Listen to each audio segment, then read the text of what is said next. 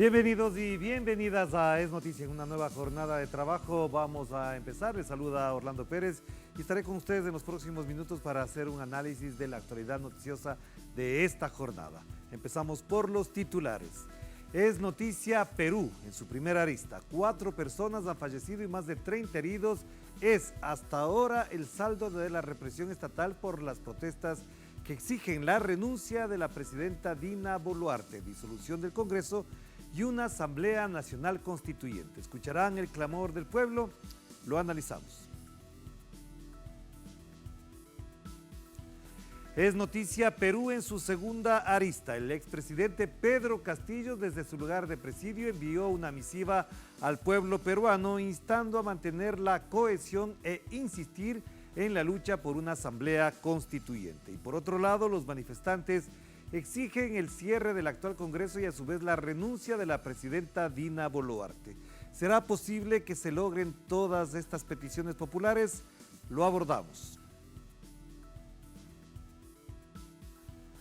Y es Noticia Venezuela. En Caracas concluyó este lunes el primer ciclo de diálogos entre la delegación del gobierno colombiano y la guerrilla del ELN, con resultados altamente positivos. Liberación de 20 personas, reconocimiento de la crisis en varios territorios, retomar la agenda del 2016 entre lo más importante. Analizamos estos avances.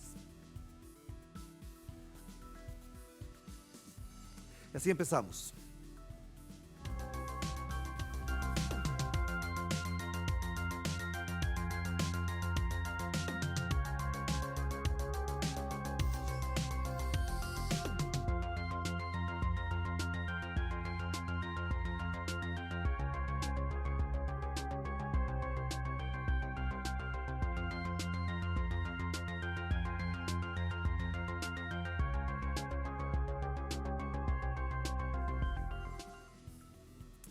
Y es Noticia Perú. Se intensifican las protestas en rechazo al Congreso y a la presidenta Dina Boluarte, mientras el expresidente Pedro Castillo hizo un llamado a desconocer las nuevas elecciones que propuso la presidenta actual, al tiempo que exigió una asamblea constituyente.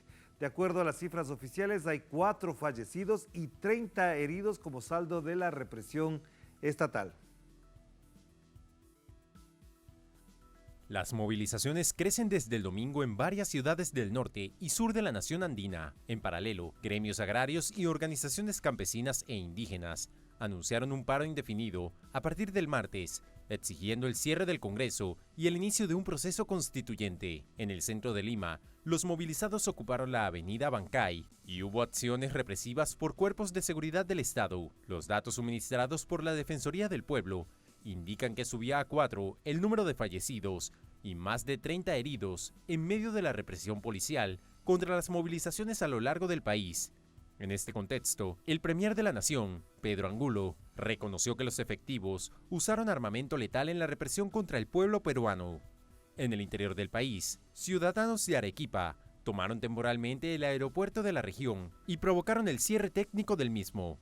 El hecho desató el violento accionar de los cuerpos de seguridad, que han registrado al menos 4 heridos, según información de medios locales. La empresa que gestiona el aeródromo ha informado del cierre de las instalaciones hasta nuevo aviso y la evacuación de todo el personal. Por su parte, la línea LATAM Airlines Perú anunció a través de un comunicado que los vuelos programados para este lunes 12 y martes 13 fueron reprogramados debido a la contingencia. Mientras tanto, miles de manifestantes continúan congregados a las afueras del Congreso peruano, reclamando la liberación del expresidente Pedro Castillo y su restitución al frente del Estado. Por su parte, el Congreso, dominado por la derecha, aprobó una norma que permite acelerar un juicio penal contra Castillo.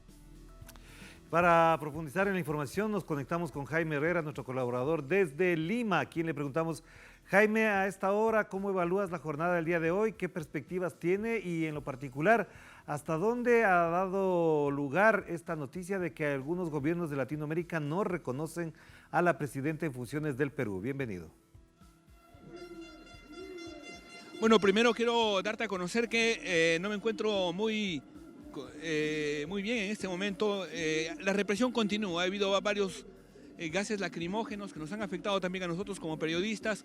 Justo esto, pese a que había una persona herida acá, justo donde me encuentro yo, la policía, pese a que lo estaban auxiliando, ha lanzado una gran cantidad de gases lacrimógenos y eso nos ha afectado a nosotros, así como también a la gente que se encuentra presente. Acá en el centro de Lima, cerca de la Plaza San Martín, hay un contingente policial bastante fuerte que se encuentra a mi derecha y los manifestantes se encuentran al otro lado. Ellos han tratado de cruzar esta avenida y como parte de estas protestas han sido reprimidos con gases lacrimógenos, con objetos contundentes, con golpes. La gente acá está reclamando porque hasta el momento no ha habido una respuesta de la presidenta Dina Boluarte con respecto a las manifestaciones que se dan no solamente aquí en Lima, sino en todo el país. Hay hasta el momento, según algunas fuentes, 5 fallecidos, 4 estarían ubicados o habían sido producto de las manifestaciones en Andahuaylas y 1 en Arequipa. Pero también se está hablando en este momento de protestas en Cajamarca, con cierre de carreteras entre Bambamarca y Chota. En La Libertad también hay protestas y la policía continúa, como ustedes pueden escuchar, con la represión, lanzando granadas lacrimógenas.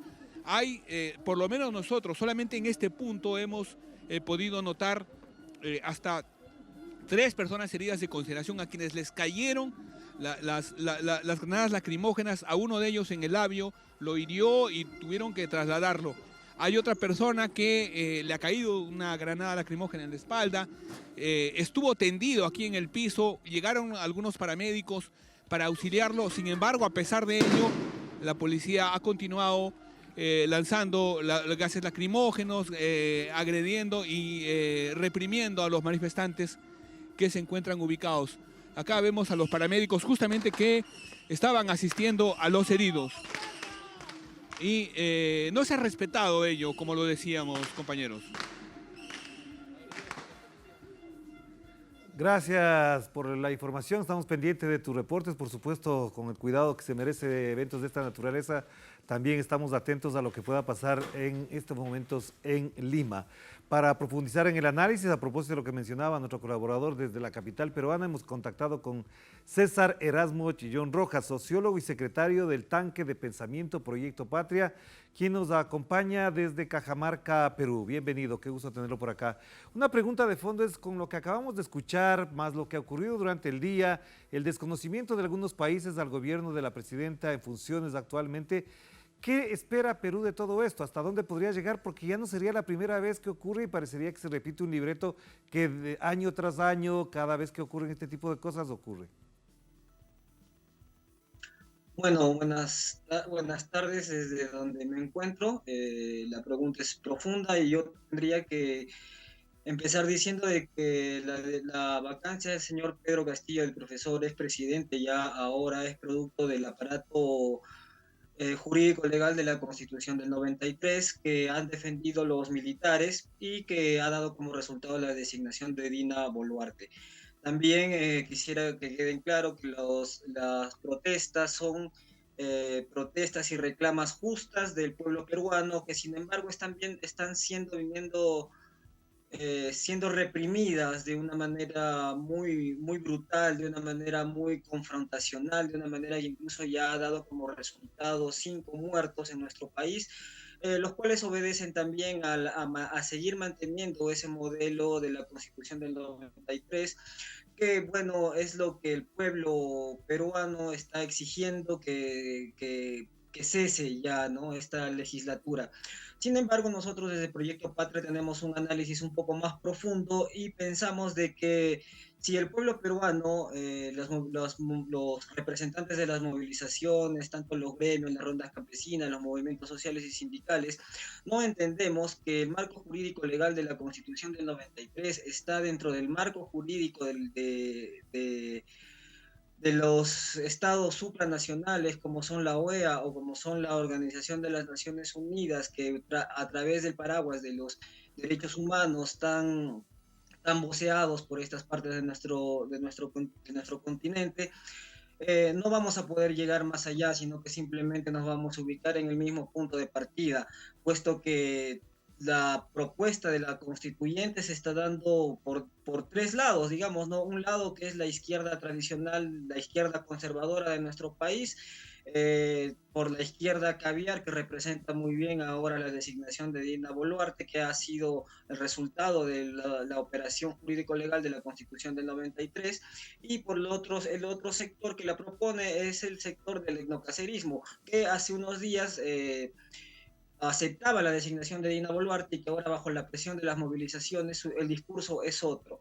Entonces, este no es un tema coyuntural, este no es un tema, digamos, que atañe solamente al presidente Castillo, sino creemos desde Proyecto Patria, desde nuestro tanque de pensamiento, que es un problema estructural, que es un problema de los 200 años de la República del Perú, que simplemente ha sido, pues, tomado por los intereses de las grandes corporaciones, de las empresas, de las oligarquías y de esa élite política que ha trabajado siempre al margen de los intereses populares. Es por eso que nosotros mantenemos comunicación con los medios internacionales, mantenemos comunicación con los movimientos sociales, con el movimiento estudiantil, para dar el punto de vista que desde Proyecto Patria tenemos, que es ese justamente, ¿no? Que mientras no salgamos de los marcos jurídicos legales de la democracia liberal, va a ser un poco difícil continuar en el camino de la nueva constituyente, puesto que de instaurarse va a ser elaborada una vez más por esas élites que, llegados al poder, actúan a espaldas del pueblo. Pero César, ahí le hago una pregunta a propósito de lo que está pasando, porque lo de la constituyente lo podemos abordar desde otra perspectiva. Pero en este momento, ¿cuál es el sostén, cuál es el apoyo o con qué se respalda y sostiene la presidenta actual para que pueda gobernar en primer lugar? Y segundo, si en el caso de que pueda ocurrir la dimisión o un adelanto de elecciones, ella pueda sostener la estabilidad, al menos institucional, del Perú. Bueno, la designación de la actual presidenta Dina Boluarte está respaldada por las Fuerzas Armadas de nuestro país, está respaldada justamente por esa constitución, la cual se pide cambiar.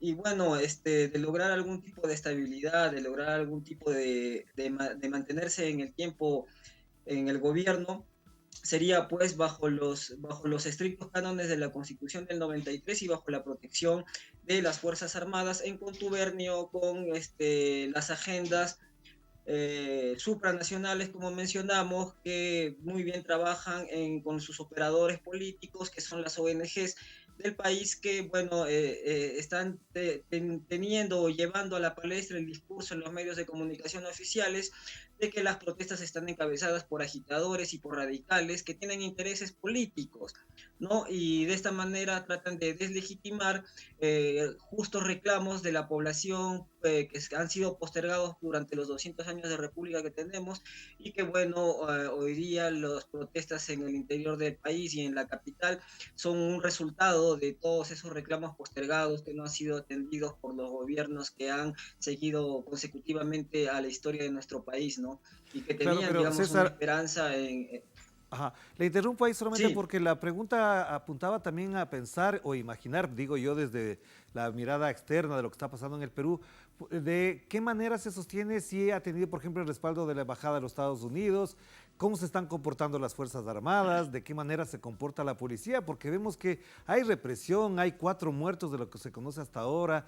Es decir, ella se está aferrando a un cargo y está utilizando a la policía y a las Fuerzas Armadas, pero también tiene el apoyo de la Embajada de Estados Unidos, del gobierno de Estados Unidos. Sí, como le digo, el apoyo de la Embajada de los Estados Unidos responde justamente a ese marco jurídico legal de la democracia liberal. Entonces, eso hace de que, por ejemplo, el ministro del Interior ayer por la noche hace un comunicado a través de un canal oficial de nuestro país indicando de que no descartan poner el estado de emergencia en las regiones en donde las movilizaciones sean más intensas, inclusive el estado de excepción y los toques de queda están evaluando el Ministerio del Interior, los cuales sabemos que lo ejecutan las Fuerzas Armadas. Entonces, digamos de que en este momento la situación es bastante complicada en nuestro país, puesto de que Dina Boluarte se está sustentando justamente en el aparato legal de la Constitución del 93, que al mismo tiempo se sustenta en el aparato internacional de la democracia liberal, lo cual hace que los medios de comunicación informen al país o intenten, digamos, intenten hacer, gestar en la opinión pública ¿no? Que estas manifestaciones están direccionadas por el radicalismo, ¿no? O por sectores radicales que no están dando la cara, puesto que las manifestaciones están siendo, digamos, tienen un carácter espontáneo. Si bien es cierto, hay algunas dirigencias que inclusive el Ministerio del Interior dijo ayer en televisión pública que el servicio de inteligencia ya tiene identificados a los líderes y que están tratando de entablar un canal de conversación para poder manejar la situación. El día de hoy día los ministros del país han arribado a las diferentes regiones en donde la situación está más convulsionada para tratar de entablar una suerte de conversación, una suerte de tregua, ¿no? Bueno, no tenemos información todavía de los resultados de lo que haya sido ese proceso, pero los resultados oficiales que tenemos es que al momento hay cinco muertos ya. El pronunciamiento de ayer de la presidenta Dina Boluarte fue que se van a convocar elecciones, pero todavía para el 2024. Entonces la población lo que está exigiendo es convocarlas lo más antes posible, y puesto que también el Congreso no tiene la aceptación mayoritaria dentro de la población peruana, también se está exigiendo que este Congreso sea cerrado, ¿no? A lo cual nosotros como Proyecto Patria, Tanque de Pensamiento, tenemos la perspectiva de que mientras no se cambie la estructura jurídico-legal de la democracia liberal que sustenta la Constitución del 93 y que sustenta digamos, o que en todo caso puede sustentar una nueva constituyente, vamos a seguir bajo los mismos cánones de los estados supranacionales que cual gendarmes nos ponen, digamos, una pistola en la cabeza como patria para seguir bajo esos mecanismos de represión que nuestro país está padeciendo en estos momentos. Gracias, César, muy amable por atender esta invitación. Por supuesto, en caliente la información con César Chilón Rojas a propósito de lo que ocurre en Perú. Mando un abrazo, que esté muy bien. Es noticia Perú en su segunda arista. El expresidente Pedro Castillo, desde su lugar de presidio, envió una misiva al pueblo peruano, instando a mantener la cohesión e insistir en la lucha por una asamblea constituyente. Y por otro lado, los manifestantes exigen el cierre del actual Congreso y a su vez la renuncia de la presidenta Dina Boluarte. ¿Será posible que se logren todas estas peticiones populares? Lo abordamos.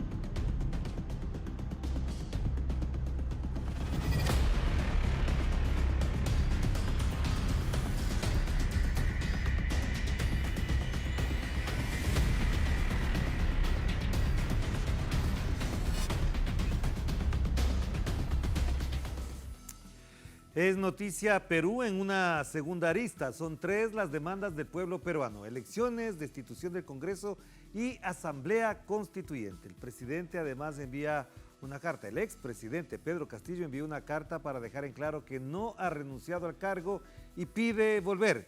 ¿Será posible algunos de estos escenarios? ¿Se podrán concretar? Lo analizamos.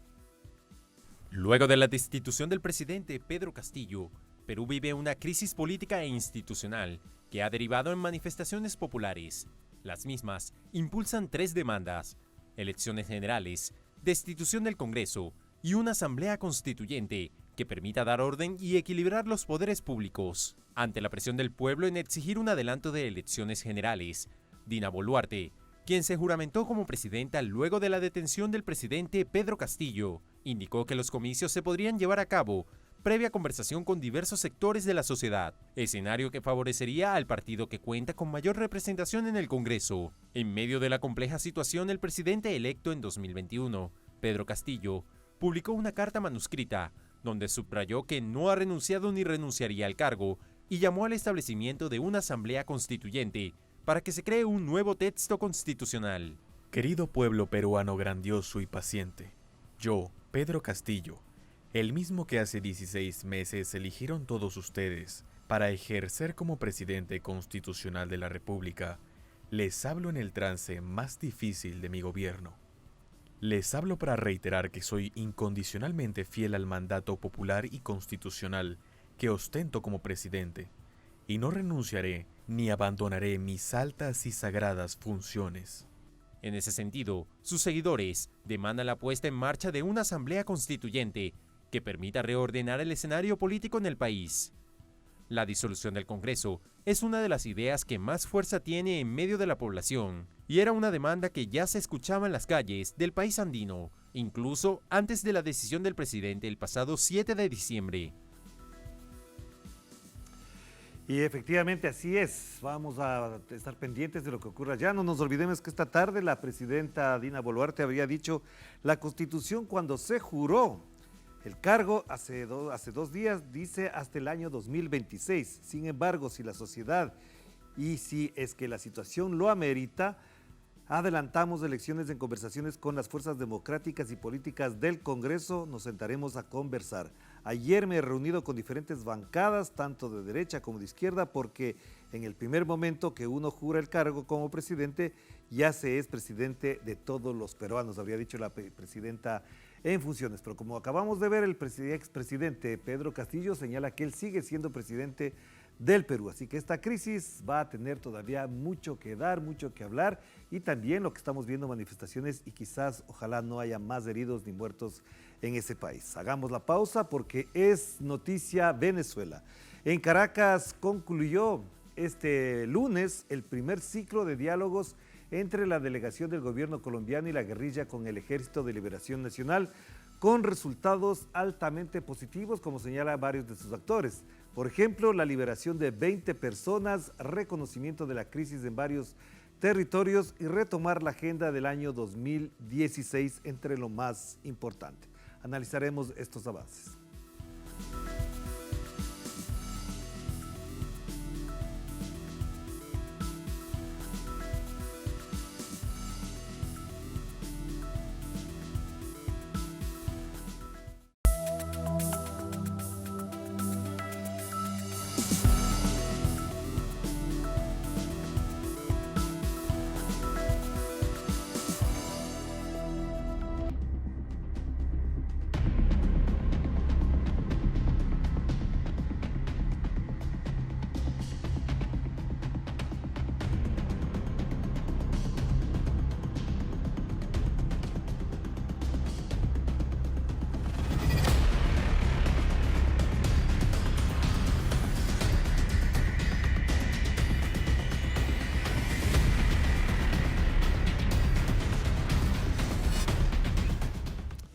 Es noticia Venezuela. Este lunes en Caracas concluyó el primer ciclo de diálogos entre el gobierno de Colombia y la delegación del Ejército de Liberación Nacional.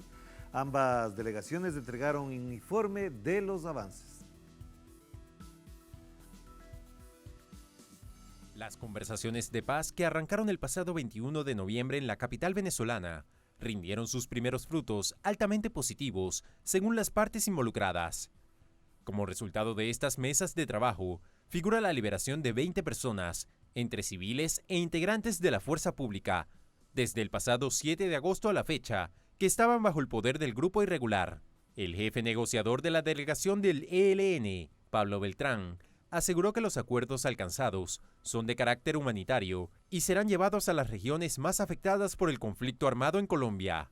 La declaración conjunta incluye un reconocimiento a la grave situación de violencia que presentan en territorios como los departamentos del Valle del Cauca y Chocó, así como la grave situación humanitaria que se vive en las cárceles del país, por lo que acordaron la atención de emergencia humanitaria a un grupo de presos políticos del ELN.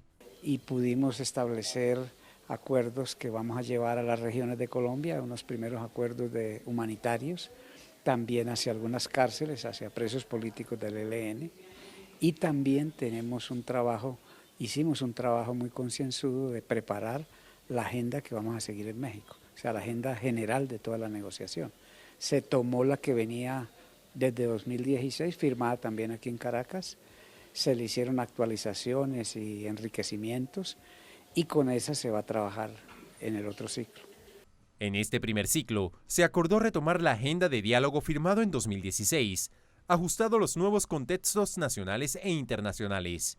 Asimismo, se elaboró una normativa que regula y potencia el trabajo.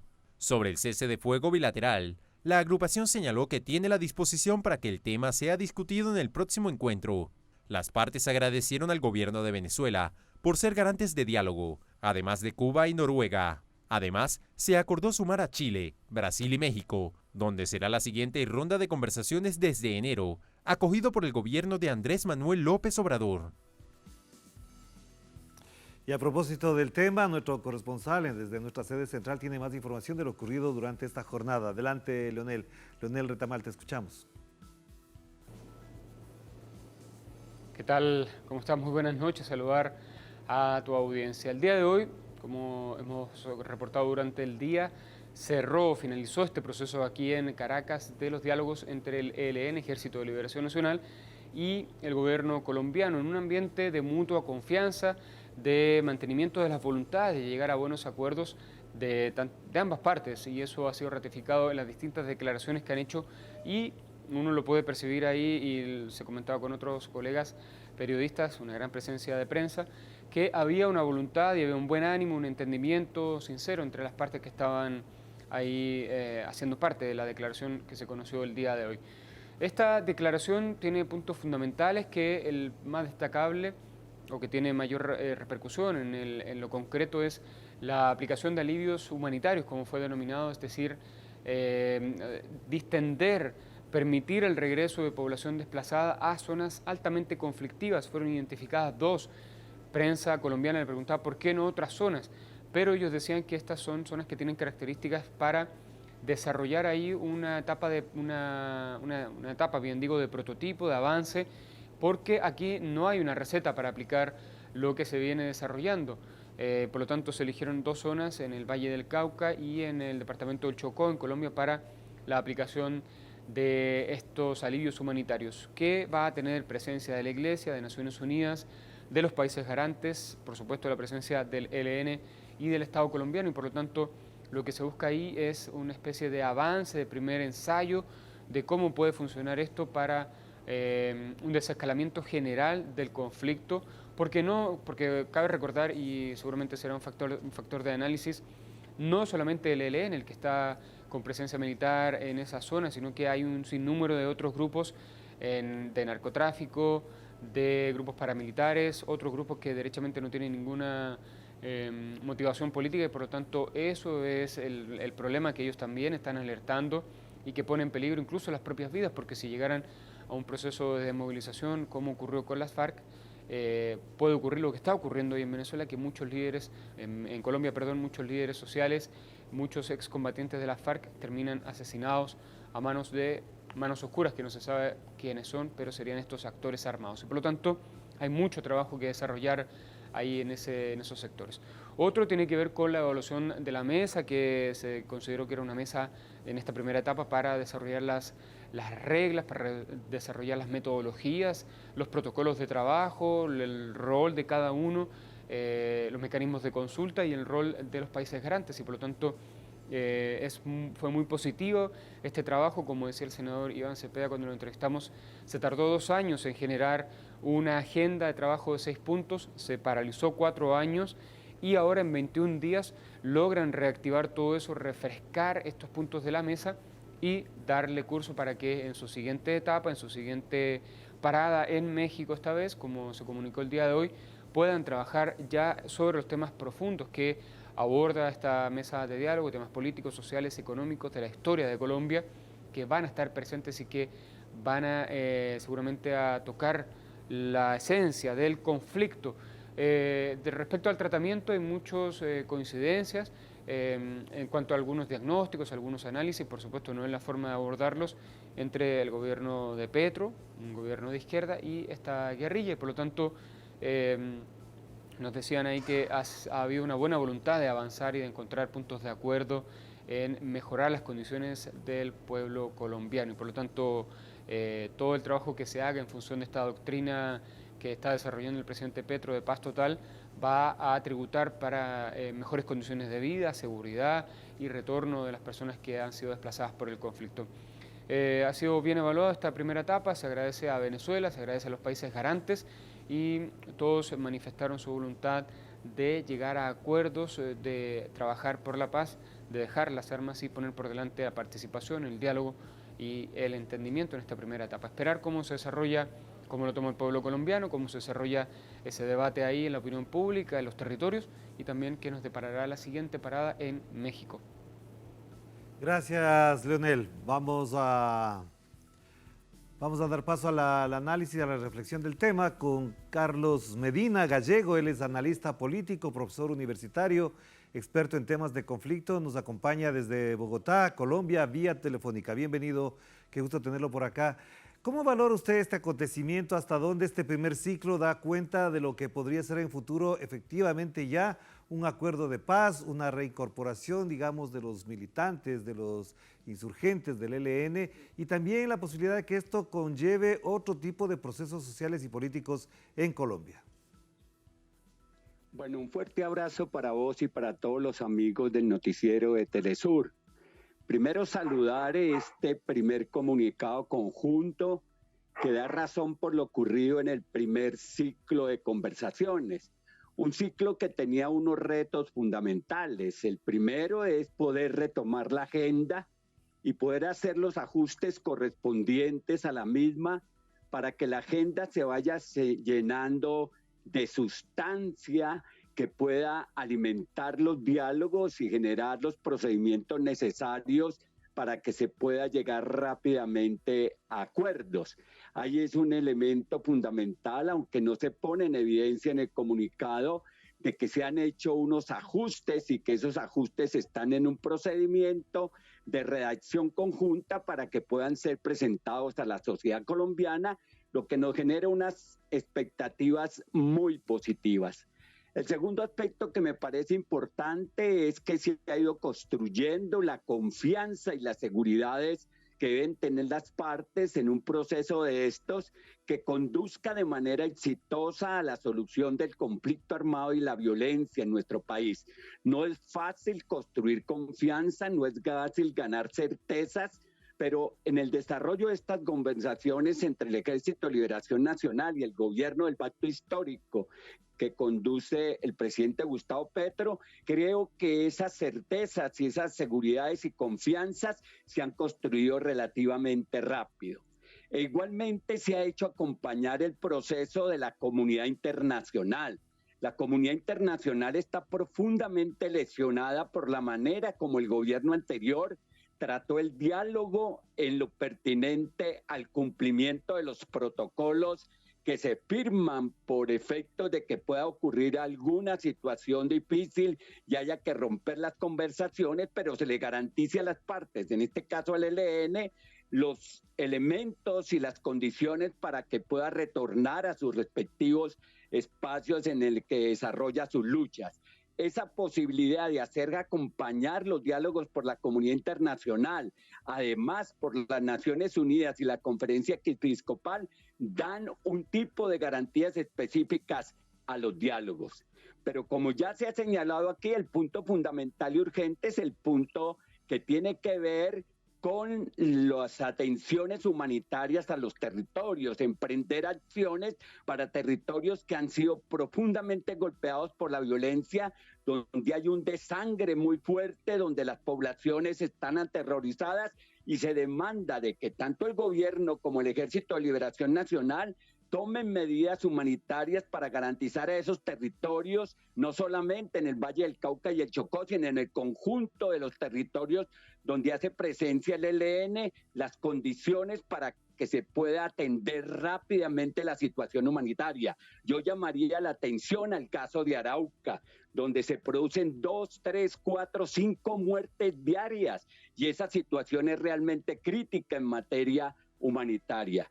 Y un elemento último que quisiera comentar que está en el documento que ellos plantean es la necesidad de construir una pedagogía clara para dirigirse a la nación colombiana y una estrategia comunicativa que garantice que la sociedad colombiana en su conjunto pueda ganar las confianzas y seguridades para el acompañamiento de este proceso de conversaciones que debe transitar a la velocidad que quiera llevarse las conversaciones sobre la base de unos acuerdos que llenen de optimismo a la nación colombiana y nos permitan avanzar en la propuesta de paz total propuesta por el actual gobierno del presidente Gustavo Petro. Pero, profesor Carlos, ahí le pregunto algo que estaba mencionado en la nota y también en los acuerdos. ¿Qué significado tiene para la sociedad colombiana, para el espíritu que tiene además del proceso de paz, tal como lo ha planteado el presidente, tal como lo han planteado algunos actores y sectores políticos, regresar a ese espíritu del año 2016? ¿Cree usted que ahí efectivamente se afinca la perspectiva clara, positiva y contundente de este acuerdo? Sí, yo creo que es bueno hacerlo y creo que ha sido una apuesta valiente y temeraria del presidente Gustavo Petro de retomar lo que se ha construido y construir sobre lo construido como se señala. Sería supremamente complicado cambiar una agenda que ya tiene unos recorridos, que tiene unos acumulados metodológicos, que tiene unas expectativas, que tiene unas condiciones que han madurado en los imaginarios de los colombianos y poner una nueva agenda. Yo creo que ellos han señalado de que se parte de esa agenda, pero como lo señalan en el primer punto de este comunicado, se están realizando ajustes que yo llego a pensar de que van a tener la carnosidad temática que se requiere para que se pueda llegar a acuerdos parciales que comiencen a ser implementados en los territorios y en general en el país y se pueda avanzar en la construcción de la paz total. Creo que ha sido una buena estrategia a partir de lo construido. Claro, pero Carlos, ahí también la otra pregunta que cabe al respecto tiene que ver de qué manera con este proceso el ELN puede convertirse efectivamente en un actor político y no necesariamente estar colocado como un actor político a partir del uso de las armas, que ha sido uno de los temas en discusión. ¿Hasta dónde su contribución a la democracia colombiana puede verificarse tras este proceso de llegar a concretarse en los términos que está planteado? Yo creo que el ELN tiene una oportunidad histórica inigualable. Tiene la posibilidad de transitar de la lucha armada a la lucha política, democrática e institucional y de ayudar a construir el concepto de paz total, llevando los diálogos a los territorios, convocando a los movimientos sociales, a las comunidades, a agendas territoriales de paz y construyendo, ampliando y profundizando la democracia. Yo creo que es el momento de pensar en una dejación de armas y en la construcción de un modelo de democracia incluyente que ayude a construir el bienestar de los colombianos en materia de ejercicio de derechos. Mire usted que estoy planteando la dejación de armas, no la entrega de armas. Estos dos conceptos son distintos. El concepto de entrega de armas se habla cuando se considera que la organización está derrotada. La dejación de armas es una decisión política y es la decisión política de naturaleza militar más importante que toman los comandantes en relación de hacer el tránsito del uso de las armas en la política a la construcción de un escenario de democracia a través de nuevas formas de organización en los escenarios institucionales de los partidos y el sistema electoral para construir y ampliar la democracia, no solamente en esos escenarios, sino en el conjunto de las actividades que garantizan la gobernabilidad de los territorios en nuestro país. Y una última pregunta, Carlos, a propósito de lo que acaba de mencionar. Si esta es una gran oportunidad, si están generándose las condiciones para que esa oportunidad pueda verificarse ya en el desarrollo mismo de la democracia participativa, representativa, ¿qué rol jugaría entonces el ELN en ese proceso para el gobierno? ¿Es positivo para el gobierno? ¿Hasta dónde no caeremos de nuevo en la estigmatización a los gobiernos por hacer acuerdos y procesos de paz con los grupos alzados? Siempre los sectores de oposición a los procesos de paz van a tener una disculpa para señalar que se está entregando el país a los comunistas, a los castrochavistas, van a haber epítetos para señalar todos los resultados de un proceso de paz. Pero la verdad es que la sociedad colombiana, particularmente la que habita las zonas de violencia, está demandando con urgencia que estos procesos se adelanten, se construyan y salgan exitosos. Hoy se está retomando el acuerdo con las FARC, un acuerdo con el ELN desde las perspectivas de la construcción de la paz que tiene el ELN y que puede hacer coincidir con las perspectivas de la paz total del gobierno de Gustavo Petro, ayudarían a construir las legitimidades de la paz en nuestro país, y ese es el gran rol que puede jugar el ELN hoy. Ser protagonista definitivo de la construcción de la paz territorial, aterrizar la paz en los territorios y ayudar a construir una nueva democracia con un nuevo modelo de gobernabilidad en el marco de las realidades concretas por las cuales está atravesando el país. Muchísimas gracias, Carlos. Muy importante lo que acaba de mencionar. Me parece que son dos puntos clave para entender la lógica de este proceso de paz que ha terminado en su primer ciclo. Le agradezco muchísimo, que esté muy bien. Le mando un abrazo. Muchas gracias a ustedes. Un abrazo. Gracias al profesor Carlos Medina a propósito de estas conversaciones que cierran su primer ciclo. Como veíamos y escuchábamos en la nota, el próximo ciclo se desarrollará en México y es posible que ahí se concreten varios elementos ya de orden práctico que están pendientes, por supuesto, en la primera discusión. De esto seguiremos hablando. Nos despedimos. Cuídense mucho. Mañana volvemos con más información y análisis de la jornada informativa aquí por Telesur.